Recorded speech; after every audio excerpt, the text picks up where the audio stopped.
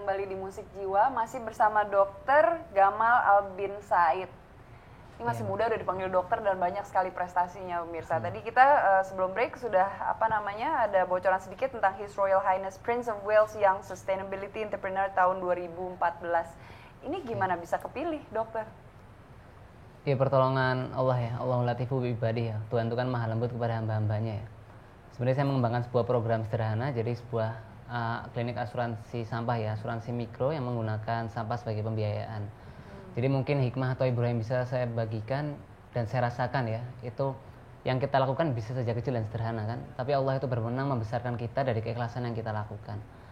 Jadi kalau guru saya dulu pesan, kerjakan sesuatu itu ikhlas mungkin ya. Ikhlas itu kan katanya kayak tukang parkir ya. Mobilnya banyak tidak pernah sombong ya kan. Mobilnya macam-macam, dia tidak pernah takabur. Mobilnya diambil sampai habis juga tidak pernah marah kan. Ikhlas terus. Karena ikhlas kita tetap meluangkan waktu kan, tetap lelah, tetap capek. Lalu kenapa tidak memilih untuk ikhlas saja kan? Orang ikhlas itu yang dikorbankan sama dengan tidak ikhlas, sehingga kenapa kita tidak memilih untuk ikhlas saja seperti itu. Kalau ininya sendiri manfaat kenapa kok harus sampah gitu? Kenapa nggak yang lain? Jadi waktu itu berpikir sederhana ya, saya masih tahun ketiga di kuliah. Ya. Di Indonesia kan kita 250 juta penduduk, waktu itu masih lebih dari 80% tidak punya asuransi, jadi mereka harus bayar ketika sakit. Dan hampir separuh masyarakat kita kan penghasilan di bawah $2. Terus saya coba teliti waktu itu, jadi kalau ada satu rumah, saya ingin tahu berapa sih anggaran kesehatan dia tingkat rumah tangga. Hasilnya mengejutkan ternyata, jadi setiap satu rumah itu pakai anggaran kesehatan 2,3%, untuk pendidikan 3,2%, tapi untuk rokok 11%. Nah, jadi itu bukannya rezeki untuk dokter tuh kan?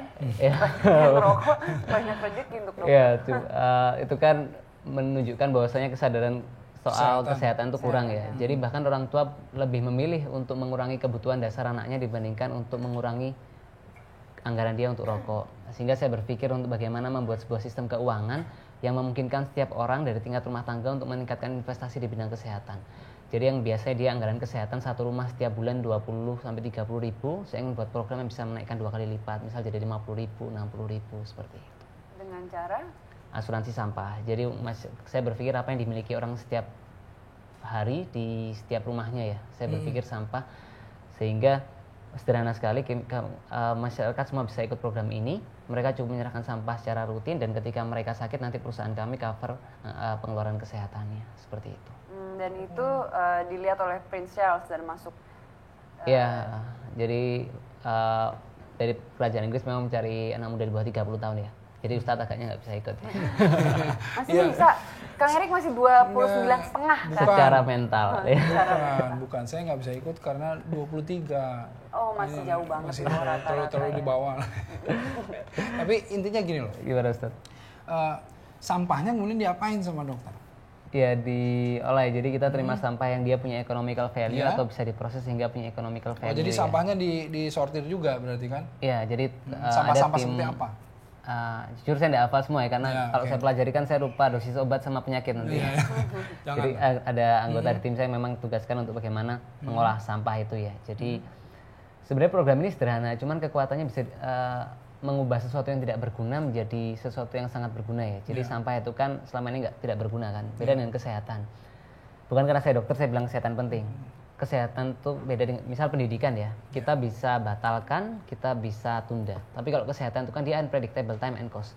Tiba-tiba sakit, tiba-tiba biayanya mahal dan dia tidak bisa ditunda. Sehingga untuk bagaimana kita berpikir bijak soal bagaimana anggaran kesehatan itu menjadi penting. Nah, disinilah program itu saya sebutnya rekayasa sosial ya.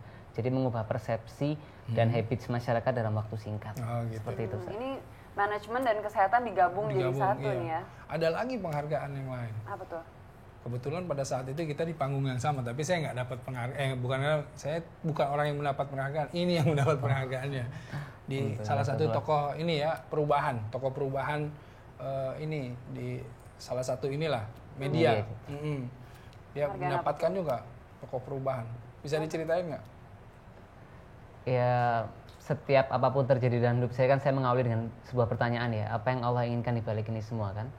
Jadi saya dibiasakan orang tua saya itu kalau kita mendapatkan sebuah karunia, nikmat, itu kita berpikir dulu, kenapa Allah itu berikan kepada kita ya.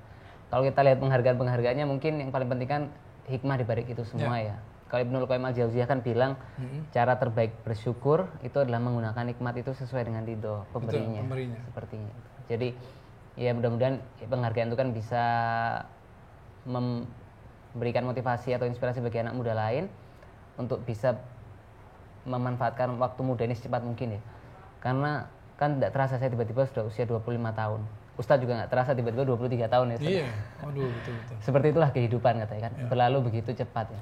Kalau kita punya kakek kita yang usia 70 tahun, kita tanya, kayak kita bakal bilang hidup nggak terasa. Tiba-tiba kakek sudah usia 70 tahun. Jadi mungkin saya tidak ingin lihat penghargaan itu, tapi saya lihat itu sebagai sebuah hikmah untuk bagaimana bisa membuat kita berpikir lebih bijak, memanfaatkan waktu muda kita semaksimal mungkin. Kalau boleh tahu, dokter spesialisnya apa nih, dokter apa? Oh enggak, baru lulus ya, kalau 25 tahun kan belum ada yang spesialis ya. Masih Jadi masih umum. kebetulan baru tahun lalu selesai dokter umum, dan sekarang masih mengabdi ke pemerintah setahun ya. Kan sekarang ada aturan wajib mengabdi.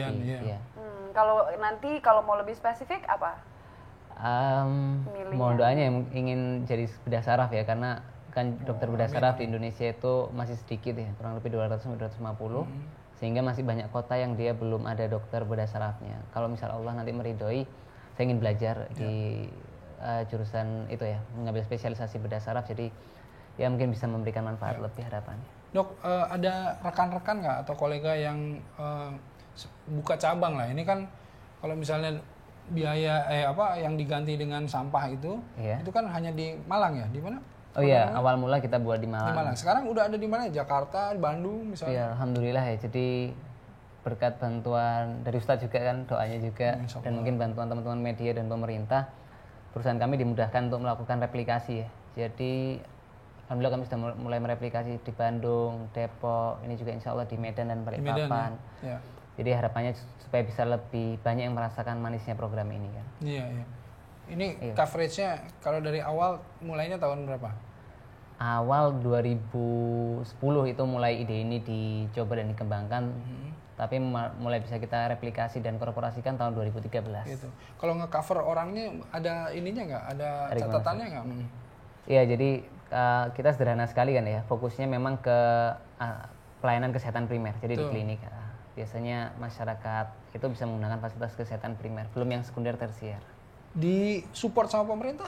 Ya, alhamdulillah lewat KLH di Deputi 4 itu sangat membantu sekali untuk mendukung bagaimana wilayah-wilayah bisa mereplikasi program ini.